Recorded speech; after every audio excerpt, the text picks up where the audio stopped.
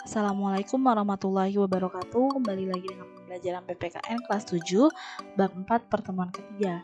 Pada pertemuan kali ini kita akan bahas tentang keragaman dalam masyarakat Indonesia. Nah, pada pertemuan sebelumnya kita sudah bahas nih tentang arti penting semboyan Bhinneka Tunggal Ika. Nah, arti kata semboyan Bhinneka Tunggal Ika itu apa? Kata semboyan Bhinneka Tunggal Ika ini ditemukan dalam Kitab Sutasoma, ditulis oleh Empu Tantular pada abad ke-14 masa kerajaan Majapahit. Nah, Bhinneka Tunggal Ika sendiri ini berasal dari bahasa Jawa kuno. Bhinneka artinya beragam, tunggal artinya satu, dan ika artinya itu.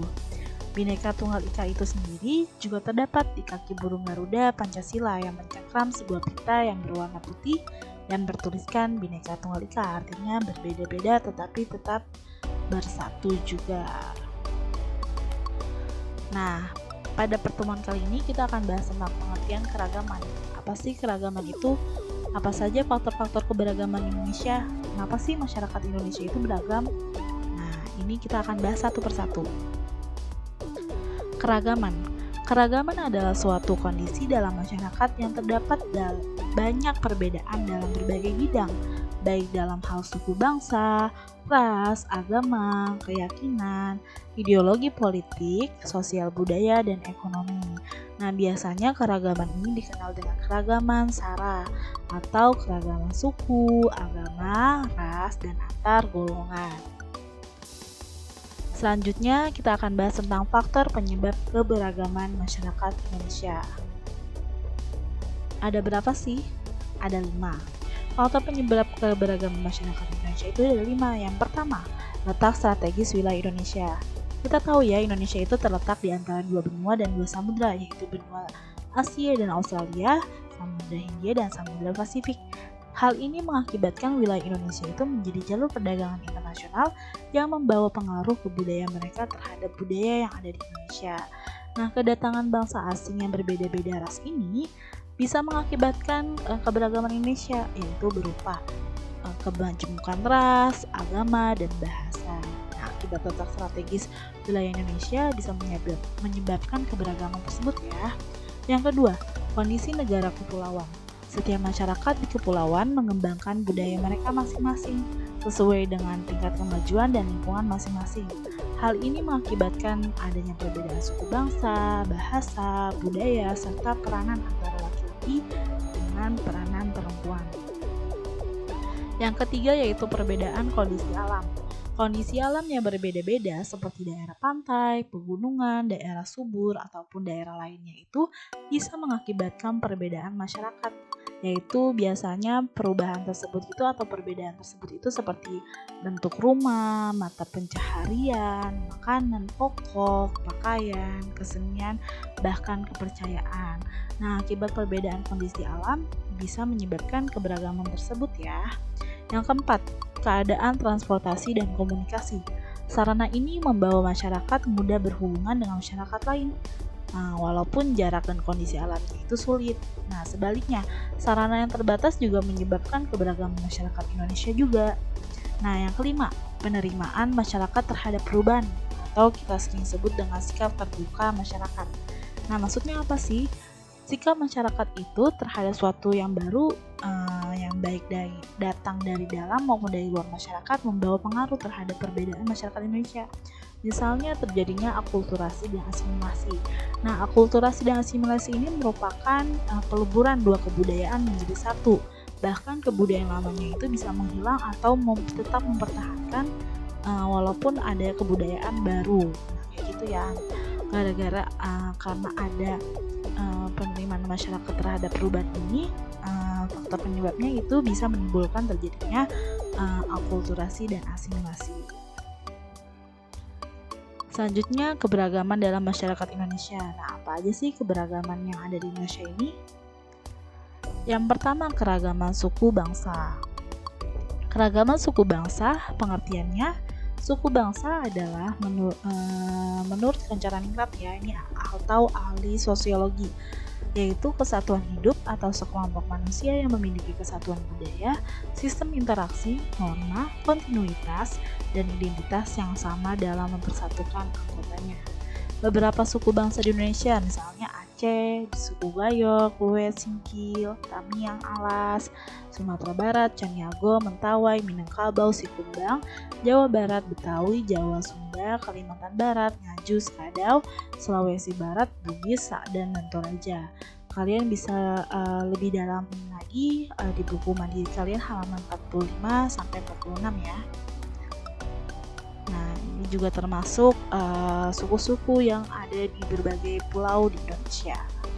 Ada di Pulau Sumatera, Jawa, Kalimantan, Sulawesi, Maluku, Bali dan Nusa Tenggara, serta Papua. Nah, suku-sukunya bisa kalian lebih dalami lagi nama-namanya ya. Selanjutnya 2, keragaman budaya. Keragaman budaya ini terbagi menjadi 4, keragaman bahasa daerah, keragaman bentuk rumah adat, keragaman adat istiadat, dan keragaman kesenian daerah. Keragaman bahasa daerah ini terdapat rumpun bahasa, yaitu Austronesia dan non-Austronesia. Austronesia ini berada atau rumpun bahasa yang ada di wilayah Indonesia Barat dan wilayah Indonesia Tengah. Sedangkan non-Austronesia ini lebih ke wilayah Indonesia bagian timur. Jadi paham ya, rumpun bahasa Austronesia dengan non-Austronesia. Nah, ini berikut ini merupakan bahasa-bahasa daerah di Indonesia yang sudah hampir punah, sudah terancam punah, mengalami kemunduran, bahkan ada yang stabil tetapi masih ada ancaman punahnya, dan ada yang bahasa aman atau tetap dilestarikan oleh daerah atau masyarakat daerahnya. Nah, kalian bisa lihat buku kalian halaman 102, bahasa-bahasa Nusantara, bahasa-bahasa Indonesia ini yang digunakan oleh masyarakat Indonesia. Pertama, bahasa Aceh digunakan wilayah Sumatera, yaitu sekitar Aceh, bahasa Alor, yaitu di wilayah Maluku, sekitar Ambon, Timur, dan lainnya. Selanjutnya, keragaman bentuk rumah adat. Rumah adat merupakan ciri khas tiap daerah di suatu negara. Biasanya rumah adat ini merupakan ciri khas tiap daerah di Indonesia.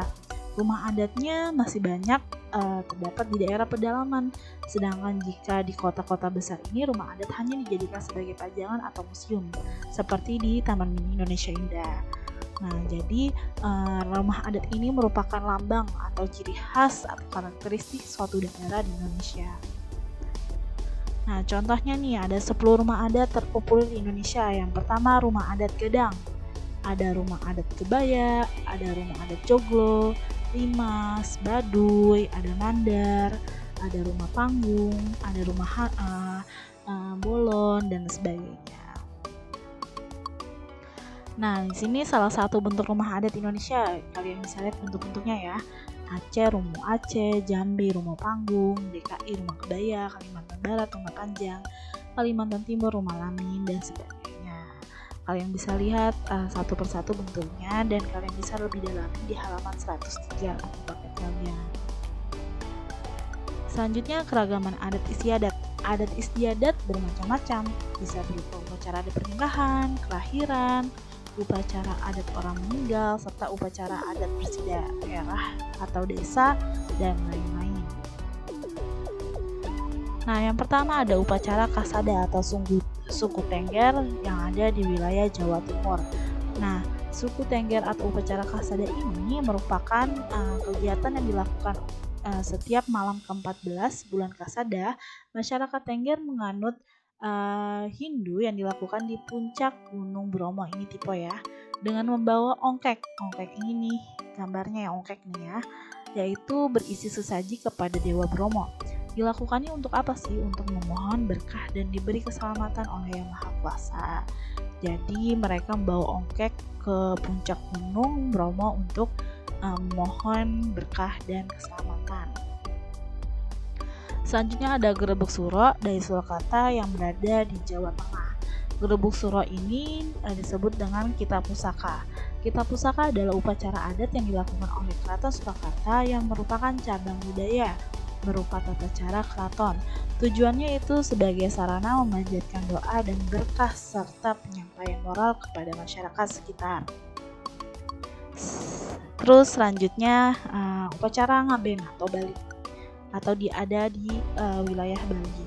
Ngaben adalah upacara pembakaran jenazah atau kremasi umat Hindu di Bali dengan tujuan mengirim jenazah kepada kehidupan yang akan datang. Mereka beranggapan nih, jenazah selayaknya orang tidur dan tidak ada air mata karena jenazah secara sementara waktu ini akan mengalami reinkarnasi atau menemukan pengistirahatan terakhir di moksa atau bebas dari kematian serta reinkarnasi. Nah, biasanya untuk dibakar itu jenazah dimasukkan ke dalam peti-peti tertentu ya. Ini dilambangkan seperti ini. Sedangkan ada peti yang biasa seperti kotak-kotak aja. Nah, itu tergantung siapa yang meninggalnya dari masyarakat tersebut kayak gitu. Jadi petinya tersebut itu berbeda-beda. Selanjutnya ada tabuik dari Sumatera Barat. Berasal dari bahasa Arab tabut, artinya mengarak. Upacara tabuik ini merupakan sebuah tradisi masyarakat di pantai barat Sumatera Barat yang diselenggarakan secara temurun. Dilakukan pada hari Asyura atau tanggal 10 Muharram. Kedua tabuik ini dibawa ke pantai dan dilarung ke laut, artinya dibuang ke laut nih. Dilakukan karena ada kepercayaan dengan membuang tabuik tersebut ke laut dapat membuang kesialan.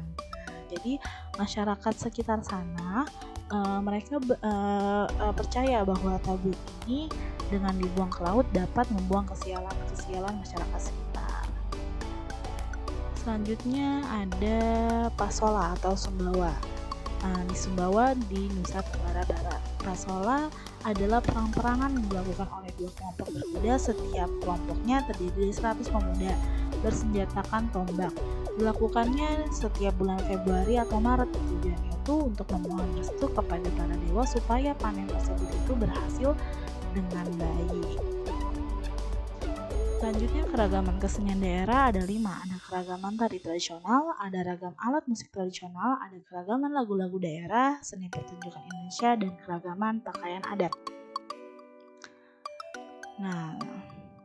Nah, ini merupakan contoh-contoh dari tarian tradisional Indonesia. Kalian bisa pelajari lebih dalam lagi di halaman 105 seperti Nangro Aceh Darussalam itu ada tari Sudati, Saman, ada Sumatera Utara tari Serampang, ada Menduda, Sumatera Barat ada tari Piring, Payung, Tabuik, Riau ada tari Joget, Lambak, Tandak, dan lainnya. Kalian bisa baca buku kalian ya, halaman 105.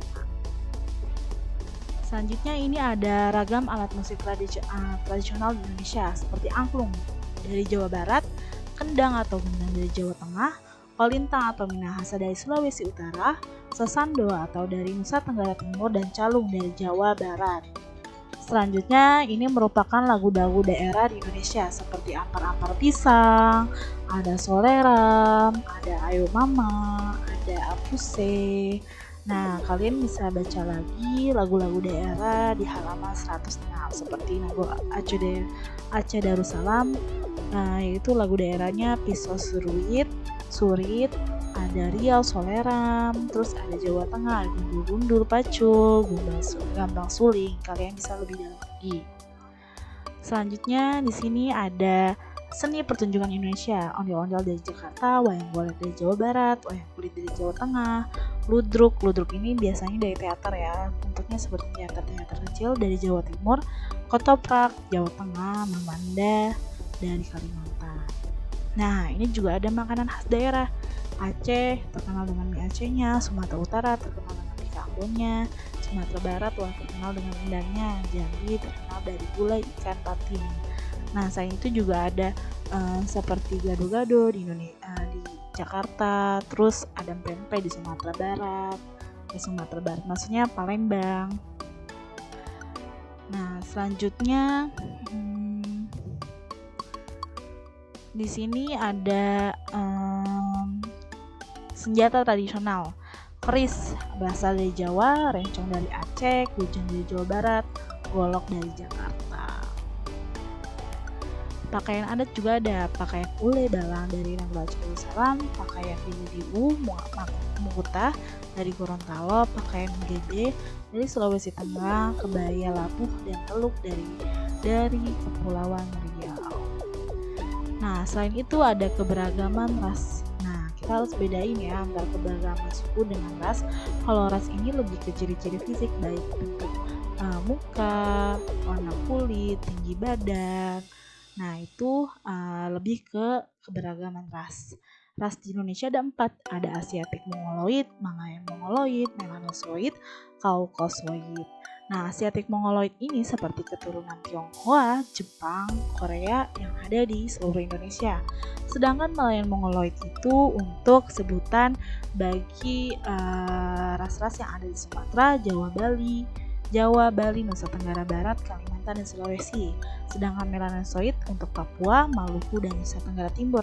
Dan Caucasoid untuk keturunan orang India, Timur Tengah, Australia, Eropa, dan Amerika. Nah, berikut ini ada syarat kebudayaan daerah dapat menjadi kebudayaan nasional. Apa sih syarat-syaratnya? Kebudayaan daerah itu bisa diangkat jadi kebudayaan nasional? Nah, ada 3 syarat. Yang pertama, menunjukkan ciri atau identitas dari bangsa itu sendiri. Yang kedua, berkualitas tinggi sehingga dapat diterima oleh seluruh bangsa Indonesia, serta dianggap pantas dan dapat diangkat sebagai budaya nasional. Nah, biasanya ini lebih suatu kebudayaan daerah itu lebih harus menunjukkan ciri khas atau karakteristik dari bangsa itu sendiri sehingga bisa dijadikan kebudayaan nasional. Selanjutnya ada perilaku toleransi terhadap keberagaman. Nah, toleransi terhadap keberagaman agama ada 4. Yang pertama, melakukan perbuatan sesuai dengan ajaran agama yang dianut, yaitu menjalankan segala perintahnya dan menjauhi segala larangannya. Yang kedua, menghargai dan menghormati agama dan kepercayaan orang lain atau tidak mengusik-usik agama orang lain. Yang ketiga, menjalankan ibadah dengan keyakinan sendiri serta tidak memaksakan kegiatan agama kepada orang lain. Nah, jangan sampai memaksakan seseorang untuk mengikuti ajaran kita. Yang keempat, bersikap toleran kepada terhadap kegiatan keagamaan. Selanjutnya, toleransi terhadap keberagaman suku, bangsa, dan ras. Ada 4 juga. Yang pertama, mampu menjunjung tinggi harkat dan martabat orang lain. Yang kedua, menjunjung kemanusiaan sebagai wujud semangat kekeluargaan. Yang ketiga, tidak melakukan perbuatan yang membedakan orang lain yang berbeda suku, ras, dan agama dengan kita. Nah, biasanya ini jangan sampai kalian itu berteman dengan diskriminasi atau membeda-bedakan. Bertemannya itu mau hanya mau dengan teman-teman yang satu sukunya saja, itu tidak boleh. Artinya kalian itu jika melakukan itu kalian melakukan diskriminasi atau perbedaan antara satu dengan lainnya. Yang keempat, menghormati budaya, adat, dan kebiasaan dari suku dan ras yang berbeda-beda dengan kita. Nah, berikut ini sudah selesai tentang keberagaman masyarakat Indonesia. Mohon maaf. Assalamualaikum warahmatullahi wabarakatuh.